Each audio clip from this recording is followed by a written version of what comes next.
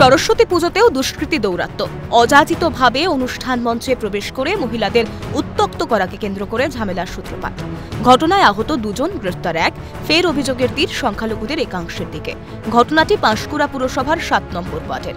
ছেলেকে মেয়েরা দুষ্কৃতি দিয়ে মেয়েরা নাচছিল, ছেলেরা গিয়ে মুসলিম ছেলেরা গিয়ে টোন টিটকারি করেছে, এবার মেয়েদের গায়ে হাত দেওয়ারও চেষ্টা করেছিল। এইবার সেই সূত্রে ছেলেরা বাধা দেয়। কালকে আমার ছেলে মাংস কিনতে গেছে, তাকে ধরে মেরেছে। কারা মেরেছে? মুসলিমরা। জানা যায়, সরস্বতী পুজো উপলক্ষে গত বুধবার স্থানীয় একটি ক্লাবের উদ্যোগে সাংস্কৃতিক অনুষ্ঠানের আয়োজন করা হয়। অনুষ্ঠান চলাকালীন মঞ্চে প্রবেশ করে মহিলাদের কটূক্তি ও শ্লীলতাহানির চেষ্টা করলে বাধা দেয় কয়েকজন যুবক। ঘটনাকে কেন্দ্র করে শুরু হয় কথা কাটাকাটি। এরপরেই মাইকের সেট ভাঙচুর ও অগ্নিসংযোগের অভিযোগ ওঠে দুষ্কৃতীদের বিরুদ্ধে। সেই ঘটনার রেশ গড়ায় শুক্রবার।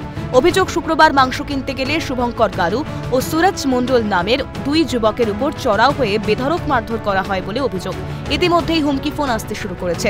দুষ্কৃতীদের সাহায্য করছে তৃণমূল। দুটো শুভঙ্কর গারু আর সুরজ মণ্ডল, ওরা দুজনে মাংস কিনতে গেছিল।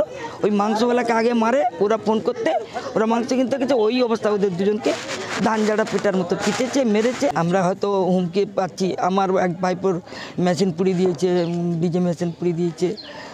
আমরা খুব প্রচণ্ড ভয়ে রয়েছি। জানি না ওদেরকে ওইভাবে তৃণমূলের ছেলেরা সাহায্য করছে। ঘটনায় গুরুতর আহত অবস্থায় 2 যুবককে উদ্ধার করে প্রথমে নিয়ে যাওয়া হয় পাঁশকুড়া সুপার স্পেশালিটি হাসপাতাল এবং পরে ভর্তি করা হয় তমলুক মেডিকেল কলেজ ও হাসপাতালে। পরবর্তীতে পাঁশকুড়া রেলগেটের সামনে অবরোধ করে বিক্ষোভ দেখায় গ্রামবাসীরা।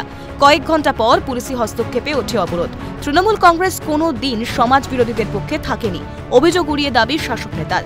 অন্যদিকে বাংলাদেশের উদাহরণ টেনে সনাতনীদের এক হওয়ার বার্তা বিজেপির। আমি বারবার কালকেও বলার চেষ্টা করেছি যে সমাজ বিরোধীদের কোনো জাতপাত হয় না। সমাজ বিরোধী সমাজের সর্বস্তরের মানুষের সঙ্গে দুর্ব্যবহার করে, আর তৃণমূল কংগ্রেস সমাজ বিরোধীদের কোনো দিন পক্ষে থাকেনি।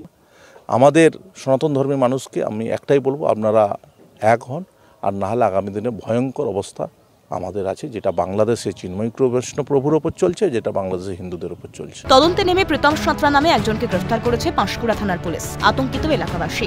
অরুণাভ মান্নার রিপোর্ট, ক্যালকাটা নিউজ।